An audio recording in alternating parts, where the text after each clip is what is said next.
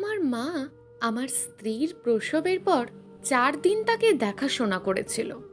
আমি ফিরে এসে দেখি আমার নবজাতক সন্তানের গা জ্বরে পুড়ে যাচ্ছে। আর আমার স্ত্রী ফিসফিস করে বলল, ওরা আমাকে তোমাকে ফোন করতেও দেয়নি। সেই মুহূর্তে আমি বুঝে গেলাম আমার পরিবারে এতদিন ধরে জমে থাকা ঘৃণার আসল উৎস কোথায়। তোর বউ যদি মরে যায়, অন্তত তোকে আর তোর পরিবার থেকে দূরে সরাতে পারবে না। আমার মা রোকেয়া বেগম এই কথাটা বলেছিল একজন ডাক্তারের সামনে দাঁড়িয়ে, যখন আমার 7 দিনের ছেলে আমার বুকের ভিতর আগুনের মতন জ্বলছিল। আমার নাম ইহসান রায়সান। আমি থাকি নূরনগর শহরে, একটা গুদামের ম্যানেজার হিসেবে কাজ করি।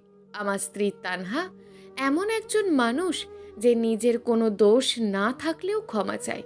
শান্ত, নরম, নিজের কষ্ট চেপে রাখা তার স্বভাব। কখনো কাউকে কষ্ট দিতে পারে না, এমনকি নিজে কষ্ট পেল।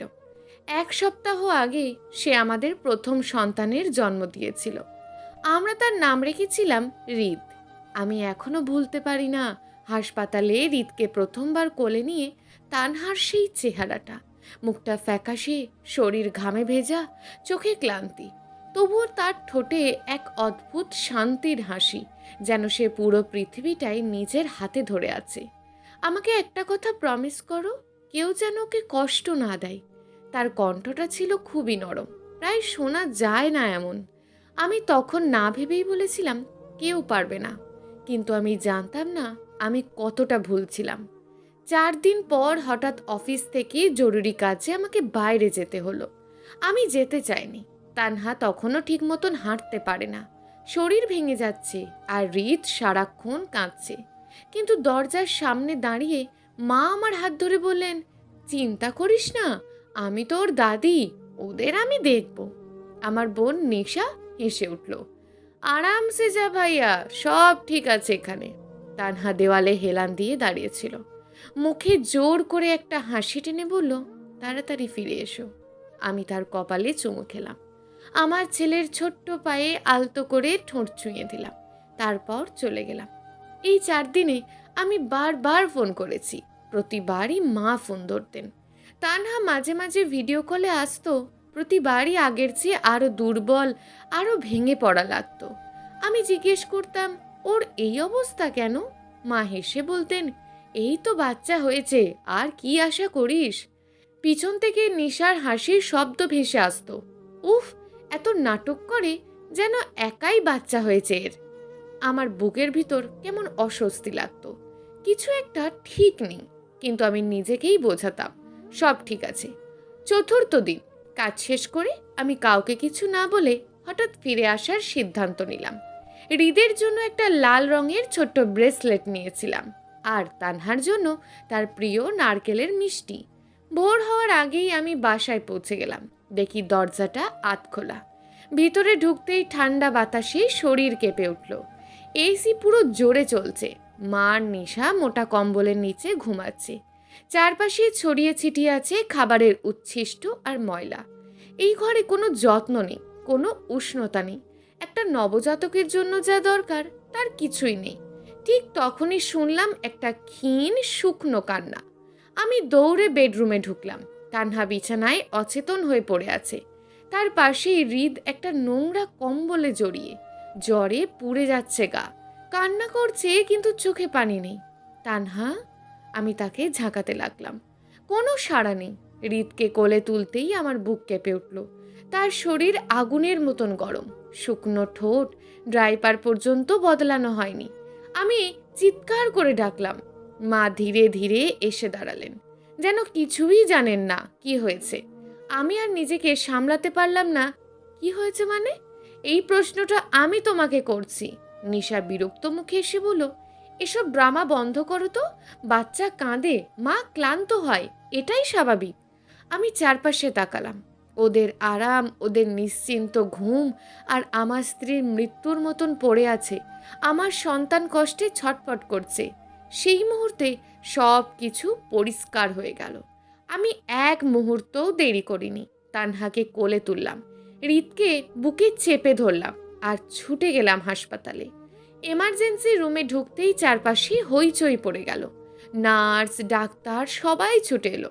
কিছুক্ষণ পর একজন ডাক্তার হঠাৎ থেমে গেলেন। তিনি তানহার হাতটা তুলে দেখালেন। আমি দেখলাম তার কবজিতে স্পষ্ট দাগ। ডাক্তারের চোখ আমার চোখে আটকে গেল। তার কণ্ঠটা নিচু কিন্তু দৃঢ়। মিস্টার রায়হান, পুলিশে ফোন করুন। এটা স্বাভাবিক কিছু না। সেই মুহূর্তে আমি বুঝে গেলাম এটা কেবল শুরু। হাসপাতালের সাদা আলোটা অদ্ভুতভাবে চোখে বিঁধছিল। মনে হচ্ছিল এই আলো শুধু রোগীদের শরীর না, মানুষের মুখোশও খুলে ফেলছে। তানহাকে স্ট্রেচারে করে ভিতরে নিয়ে যাওয়া হচ্ছে। তার নিস্তেজ হাতটা আমার আঙুল থেকে ধীরে ধীরে সরে গেল। আমি দাঁড়িয়ে রইলাম, স্থির, কিন্তু ভিতরে পুরোটা ভেঙে পড়েছে।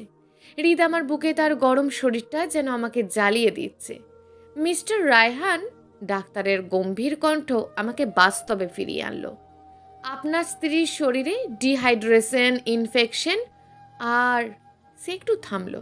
আমি গলা শুকিয়ে গিয়েও বললাম, আর কি ডাক্তার? ডাক্তার সরাসরি চোখে তাকালো।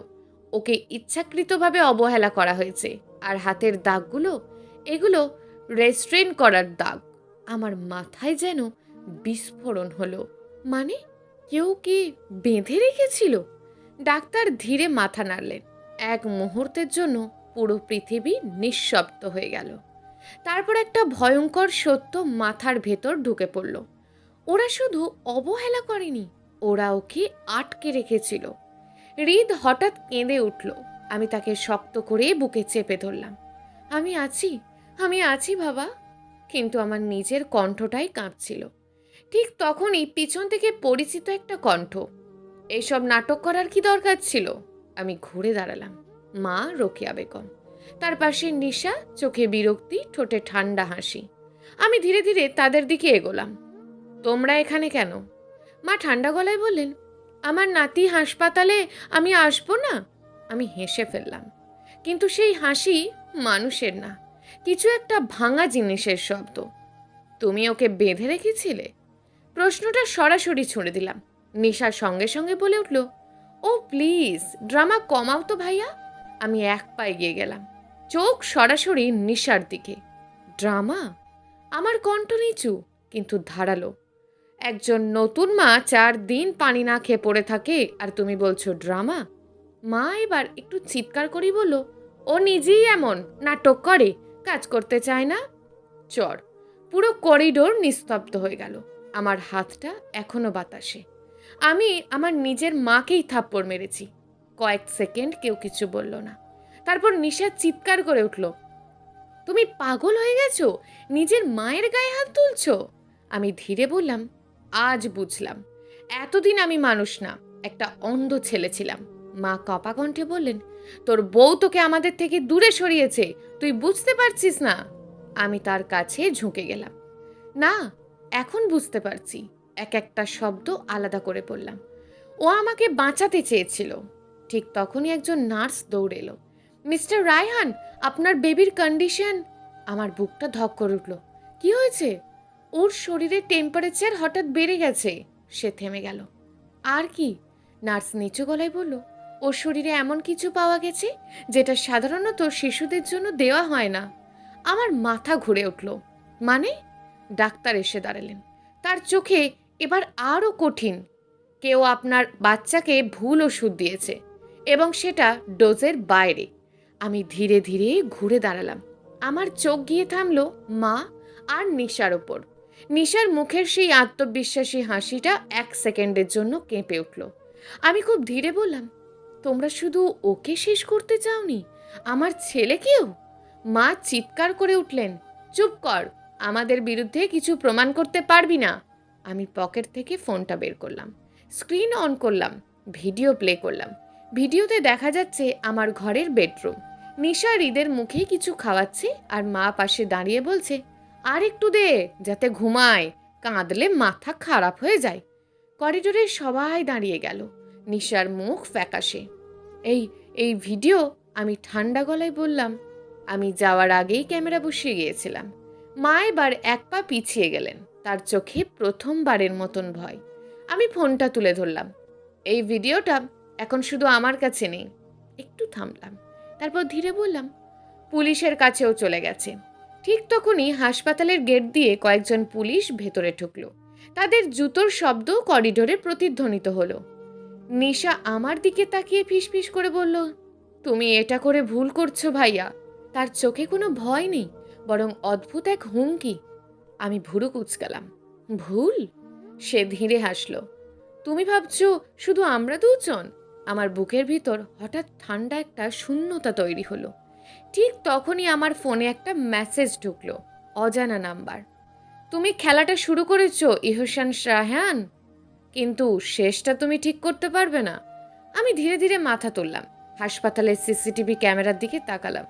ক্যামেরাটা ধীরে ধীরে আমার দিকে জুম করছিল। হাসপাতালে করিডোরে পুলিশের জুতোর শব্দ ধীরে ধীরে মিলিয়ে যাচ্ছিল। রোকেয়া বেগমকে ধরে নিয়ে যাওয়া হচ্ছে, নিশার হাতেও হ্যান্ডক্যাফ। তবুও ওদের চোখে কোনো অনুশোচনা নেই, বরং একটা অদ্ভুত নিশ্চিন্ততা, যেন ওরা জানে আসলে ভয় এখনো বাকি। আমি স্থিরে দাঁড়িয়েছিলাম, হাতে ফোন। স্ক্রিনে সেই অচেনা নাম্বারের মেসেজটা এখনো জ্বলছে, শেষটা তুমি ঠিক করতে পারবে না। আমার বুকের ভিতর ধুকপুক ধুকপুক বাড়ছিল। ঠিক তখনই ডাক্তার অপারেশন থিয়েটার থেকে বের হলেন। আমি প্রায় দৌড়ে গেলাম। আমার ছেলে? ডাক্তার কিছুক্ষণ চুপ থেকে বললেন, আমরা আপাতত স্টেবল করতে পেরেছি, কিন্তু আরও কিছু ঘন্টা পর্যবেক্ষণে রাখতে হবে। আমার হাঁটু কেঁপে উঠল। দেওয়ালে হাত রেখে দাঁড়ালাম। মনে হলো 4 দিনের মধ্যে আমি 10 বছরের বুড়িয়ে গেছি। আর আমার স্ত্রী? আমি মাথা তুললাম। ডাক্তারের চোখ এবারে নরম। ও এখন জেগে উঠেছে। কেবিনে দরজা ঠেলে ভিতরে ঢুকতেই বুকটা মোচড় দিয়ে উঠল। তানহা সাদা বিছানায় শুয়ে, মুখটা শুকিয়ে গেছে, হাতের সিরাগুলো স্পষ্ট, কিন্তু চোখ, সেই চোখ দুটো এখনো একই রকমের শান্ত। আমাকে দেখেই তার চোখ ভিজে উঠল। এহসান?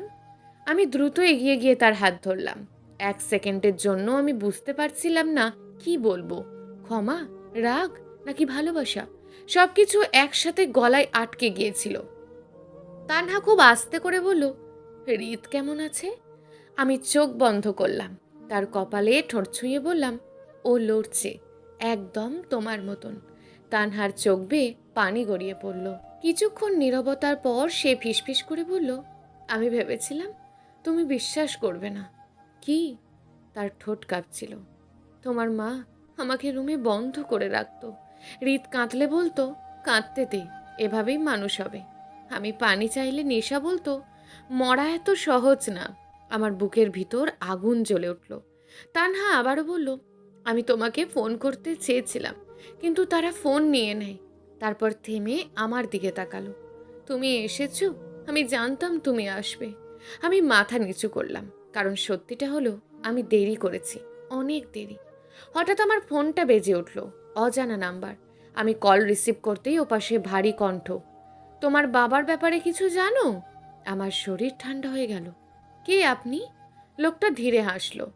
তোমার মা একা না এহসান, এই ঘৃণার শুরু অনেক আগেই। কল কেটে গেল। সেই রাতেই আমি থানায় গেলাম। সেখানে গিয়ে জীবনের সবচেয়ে ভয়ঙ্কর সত্যটা জানলাম। আমার বাবা রায়হান সাহেব মারা যাননি দুর্ঘটনায়, তিনি আত্মহত্যা করেছিলেন।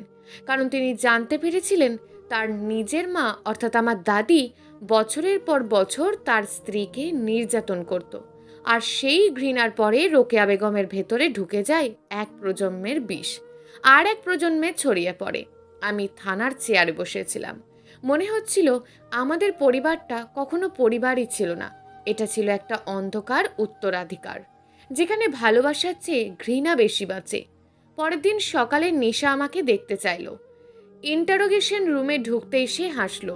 চোখের নিচে কালো দাগ, চুল এলোমেলো, তবুও সেই অহংকার রয়ে গেছে। তুই জিতেছিস ভাবছিস? আমি চুপ। নিশার সামনে ঝুঁকলো। ছোটবেলা থেকে মা শুধু তোর কথাই বলতো, তুই ভালো, তুই দায়িত্ববান, তুই ছেলে। তার চোখ লাল হয়ে উঠল। আর আমি? আমি শুধুই ভুল? আমি ধীরে বললাম, তাই বলে একটা শিশুকে মারতে চেয়েছিলি? নিশা কেঁপে উঠল। তারপর হঠাৎ চিৎকার করলো, আমি মারতে চাইনি, আমি শুধু চেয়েছিলাম তুইও কষ্টটা বুঝিস। পুরো রুম নিস্তব্ধ হয়ে গেল।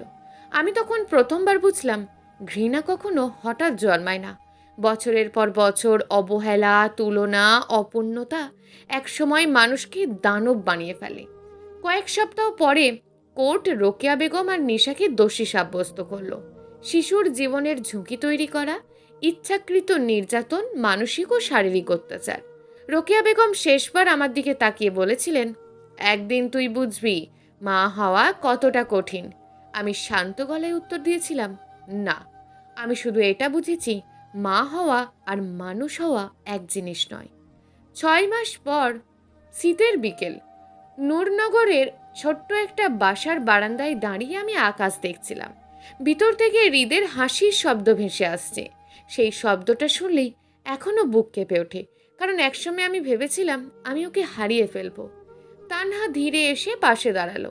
আজ অনেক দিন পর তাকে সত্যিকারের শান্ত লাগছে। চোখের নিচে কালচে দাগ কমেছে, মুখে আবারও সেই নরম হাসি। সে আমার হাতে 1 কাপ চা ধরিয়ে দিল। কি ভাবছো? আমি একটু হেসে বললাম, ভাবছি মানুষ আসলে রক্ত দিয়ে সৃষ্টি হয় না। তা না আমার দিকে তাকালো। আমি ধীরে হৃদের দিকে ইশারা করলাম। সে মেঝেতে বসে খেলছে। পরিবার হলো যারা তোমাকে ভাঙে না, যারা তোমাকে বাঁচিয়ে রাখে। তানহার চোখ ভিজে উঠল। সে মাথাটা আলতো করে আমার কাঁধে রাখলো। ঠিক তখনই হৃদ টলমল পায়ে আমাদের দিকে হাঁটতে শুরু করলো, তার ছোট্ট হাত দুটো বাড়ানো। আব্বা! আমি দৌড়ে গিয়ে তাকে কোলে তুলে নিলাম। হৃদ হেসে উঠল, সেই হাসি একটা নতুন শুরুর মতন। দূরে আজানের শব্দ ভেসে আসছিল। সূর্যের শেষ আলো জানালার কাঁচে পড়ে পুরো ঘরটা সোনালি হয়ে উঠল। আমি তানহার দিকে তাকালাম, তারপর খুব আস্তে করে বললাম, আমি এবার সত্যিই প্রমিস করছি, কেউ আর তোমাদের কষ্ট দিতে পারবে না। তানহা কিছু বলল না, শুধু আমার হাতটা শক্ত করে ধরল। আর সেই মুহূর্তে অনেক বছরের জমে থাকা অন্ধকারের পর প্রথমবার মনে হলো আমাদের ঘরে অবশেষে আলো ফিরেছে। সমাপ্ত। গল্প রক্তঋণ। লেখক আব্দুল হক। প্রিয় দর্শক বন্ধুরা, আজকের গল্পটি যদি ভালো লেগে থাকে তাহলে অবশ্যই কমেন্ট বক্সে আপনার মূল্যবান একটি মন্তব্য করে যাবেন। আর আরও নিত্য নতুন গল্প শোনার জন্য অবশ্যই চ্যানেলটিকে সাবস্ক্রাইব করে দেবেন। দেখা হবে পরবর্তী ভিডিওতে। ততক্ষণ ভালো থাকুন, সুস্থ থাকুন, নিজের পরিবারের খেয়াল রাখুন। ধন্যবাদ।